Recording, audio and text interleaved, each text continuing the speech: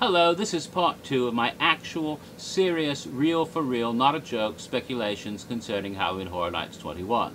I was covering the stuff we actually know about the event, and I was just talking about the second show that we know for a fact will happen this year. Now, when the new website went live on the 28th, for a brief time we had an auditions page.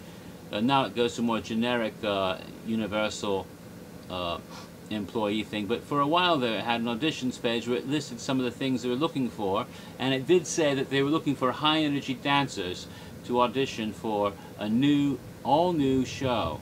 Now we don't know what the all new show is, but it will involve high energy dancers, so they'll be dancing in the new show, whatever it may be. Some have speculated that with the casino gambling theme that it might be a Las Vegas style show with dancers. That would be quite interesting, especially if it was done right there in the Mel's Diner area, where we had the Carnival of Carnage the last time we had a show there, where the Arrival was in 2006. So that might be a nifty new show to see. We don't know yet, but wherever that new show is, it'll feature high energy dancers. That's a fact. Okay, that we do know for a fact. What else do we know for a fact? Okay, well, we now know where the location of 6 scare zones will be. The first scare zone will be located in Hollywood Boulevard. I'm assuming this means the area where we had the scare zone HHN, 20 Years of Fear last year, and Lights, Camera, Action the year before. Thus, when you go make that turn onto Hollywood Boulevard, on the main part of the street there will be a scare zone. There'll be a scare zone in something called LP. Now, what LP means, I'm assuming is Lucy Plaza, because we have heard Lucy connected to this scare zone as well. Again, there's been some rampant speculation, maybe it means Plaza of the Stars, but why wouldn't it just be called Plaza of the Stars? I think that street will be vacant from scare zones this year for the first time in a couple of years. And when you go in and then turn right in that area before you make the turn onto the main part of Hollywood Boulevard there, where the Lucy attraction is, that area then is where will be a scare zone. Quite possibly may extend toward the gates. Remember Reflections of Fear? There was the mirror mask people in that area. It'll be something like that, I think. Again, I'm not certain, but that would be my best guess for what that scare zone would be. Shrek Alley, where we had the Coven last year, and American Gothic, and in 2008, and War of the Dead, that will be reutilized for another scare zone this year. So we have those 3 scare zones close to each other. New York will be another scare zone. Now, we don't know if it's going to be close over by the sound stages, where they had Apocalypse City of Cannibals 2 years ago, or more over where Souls and Steam was this year. And either way, I don't think it'll encompass the entire New York area, because they've had they don't want to block off the Mummy attraction, which will most likely remain open for Halloween Horror Nights. That's an attraction that people want to go on. It's one of the best attractions. It's also one that has a horror theme because it's the Mummy, and so it's expected to be open for Halloween Horror Nights every year. And so if you don't want to block that off, you either have to have it on one side of it or the other. So people can go and get their drinks over at Finnegan's and then go into the Mummy after they've had a Guinness and ride the Mummy and get sick, or whatever they do. My personal feelings, not based on any foreknowledge, but just my guess, is that it'll probably be where Souls and Steam were, because they could utilize Sting Alley, which is a really nifty area that can work so well for scare zones because it's dark and twisted, and it just seems ideal for a scare zone, and I don't think they would miss that opportunity this year. I hope they wouldn't. That's where they had Shadows of the Past. That's where they did the 2 years ago, and where they had a lot of Souls and Steam. So I'm guessing that is where it'll be, somewhere where Souls and Steam was last year. That would make the most sense to me, but it might not be. It might be the other side. But it will be in New York. That's 4 scare zones, right? Well, the 5th scare zone is CP, okay? CP. And that stands, I'm certain, for Central Park. So the area immediately past the Mel's Diner area going up through Central Park will be a scare zone this year. It might be in that long walk where the pumpkins were the past few years, or it might actually be in the park itself.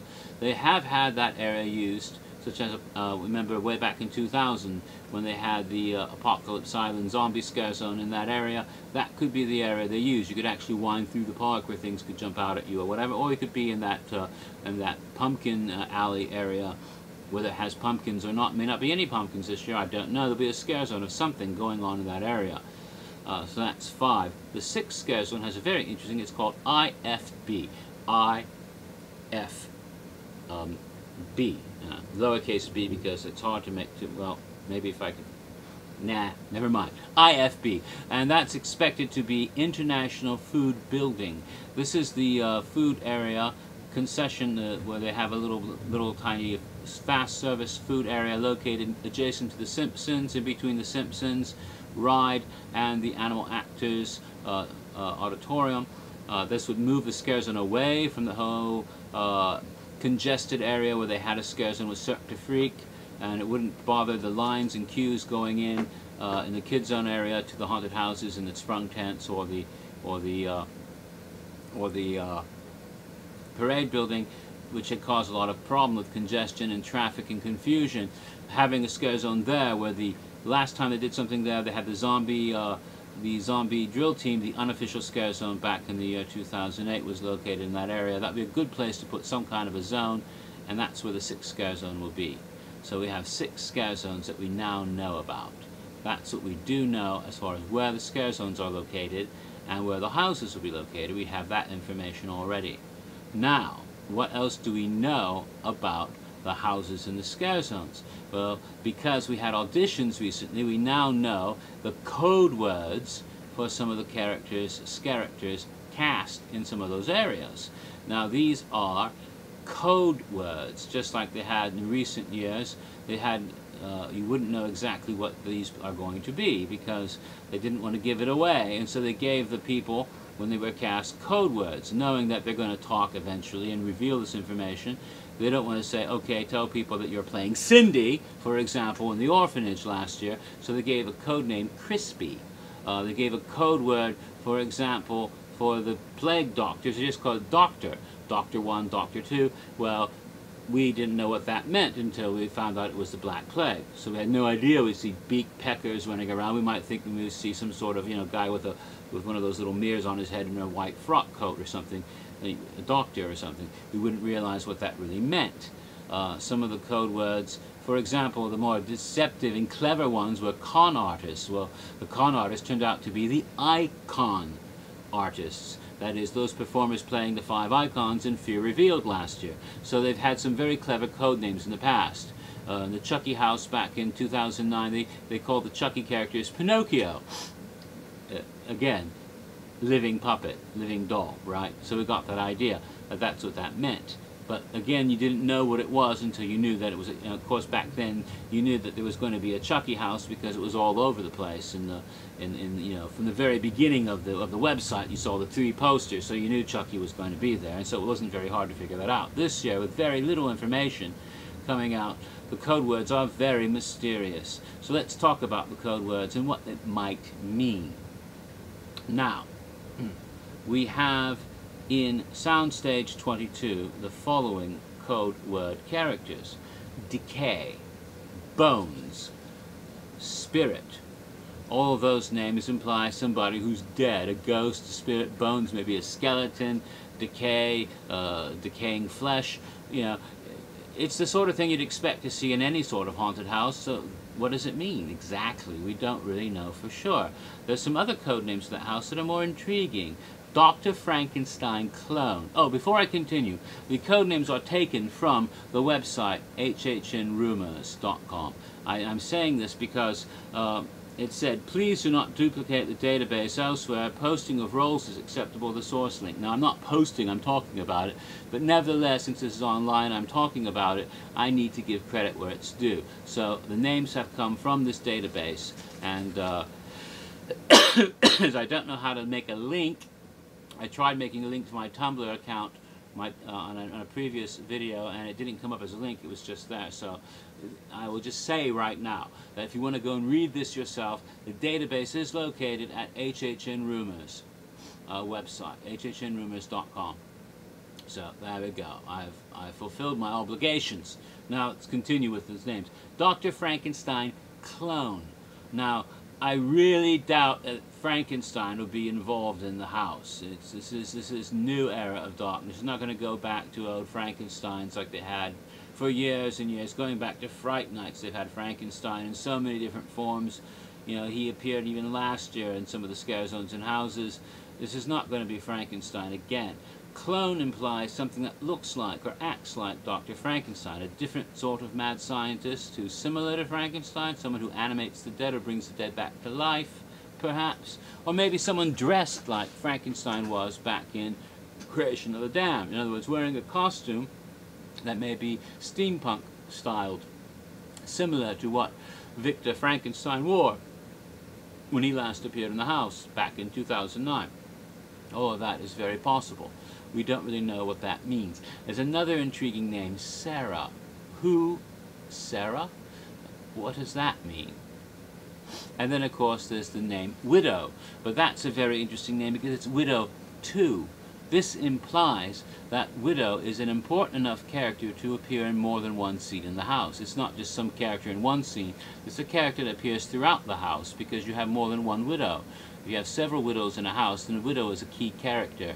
And that leads from very interesting speculation because there's been quite a bit of talk about Chance perhaps coming back this year. And Chance, as you know, used to be associated with Jack the Clown.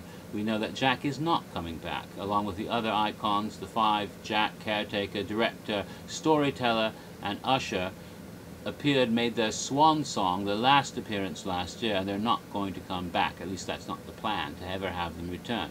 Therefore, if they're not coming back and Chance is coming back, she's no longer Jack's girlfriend because Jack is gone. Perhaps she killed him herself and then ran off with someone else. Like Harley Quinn, one of the influences for Chance, ran off from the Joker once to hang out with Poison Ivy and a new female companion. That might be what happens this year, something rather similar. And I'll talk more about that when I talk about icons and the possible icons for the event and what we do know, what we don't know about that. So Chance may be the widow because Jack is gone. She's now widowed, yes, even though they were never officially married, as far as we know. The wedding never took place, that some people rumored about for years. But at the very least, she was a common law wife, so she can be widow. If so, then Chance may appear in this house, and this might be a house for the iconic character of Chance. Then who is Sarah? That's a question. I do know this. Several people have reported to me, not just one source, but more than one source, that the pool table that had been seen last over in the house Silver Screams in the Shaun of the Dead room has been moved over to this location. It's been seen outside the soundstage and has been taken into the soundstage. So it's going to be in the house. There'll be a pool table in the house somewhere. Now that makes me think of gambling because people who play pool, you know, play for money. But you don't normally see a pool table in a casino type of location, more of a bar or some kind of other location. It's also possible that it might be some recreation in a facility where people have nothing better to do that's isolated. Now, one thing we do know about houses, I have heard from more than one source that there is a house that I can identify specifically. One house I can say for certain will be there this year that I know about. Now, they have been told over and over, no movie houses, that's all Hollywood. But this year, instead of saying no movie houses, they said primarily the movies will be over in Hollywood, which suggests that there might be some movie this year. And I have heard now from a very reliable source of information that indeed there will be one movie house this year. This came from above A&D, from marketing or whatever, that in order to tie in to the current release, that is at the same time that Halloween Horror Nights happens, in October will be released the motion picture The Thing, which is the remake prequel to John Carpenter's 1982 film. In fact, if you are in Hollywood, you can see this lovely preview trailer for The Thing while you ride the King Kong attraction there. And they may have had a pool table in their Antarctic location. And I don't know for a fact. I'll have to go check Internet Movie Database or someplace and find out. There might have been a character named Sarah in the movie as well. If so, this could be the Thing location. I expect it would be in a soundstage or somewhere big. There's another possibility for the Thing, though, in another soundstage. So we don't know for sure if it's located here, but it could be.